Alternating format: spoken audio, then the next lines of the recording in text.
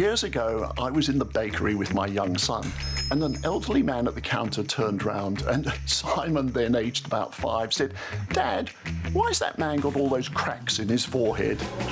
Ooh, embarrassing, I know, but it was actually a really good question, because this man was astonishingly wrinkled. It looked as though someone had ploughed furrows into his forehead. And it got me thinking, why do we develop wrinkles? Well, as we age, our skin loses fat and connective tissue underneath, things like collagen, so that when we smile and frown, it can't bounce back the way it used to. But it's not just age.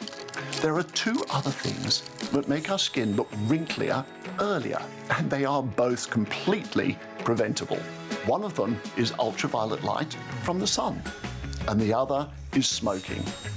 Both of these will make skin seem to age prematurely. Oh, and the guy in the bakery, turned out that he was a farmer who'd been a smoker for 50 years. Okay, so you've decided to wear broad-brimmed hats, you've committed to sunscreen, and you're going to give up the smokes. What else can you do about your wrinkles? Well, one of the most effective things you can do is to moisturize. But if moisturizing is good, why is it that when we're in the bath for a long time, our fingers and toes go all wrinkly?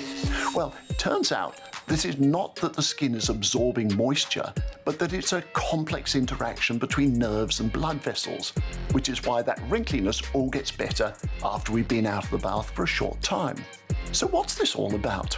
Well, some scientists believe that the wrinkles on the fingers act like the treads on tires and make it easier for us to grip wet objects. So our pruny-fingered ancestors might have had a survival advantage because they were better able to forage for food in streams and wet vegetation. These days, of course, we have other treatments for wrinkles, and some of these involve injections. One of the most popular uses the toxin from a bacterium called Clostridium botulinum.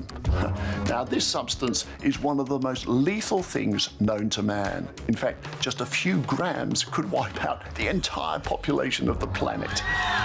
Yeah, I think maybe I'll just stick to the moisturizer.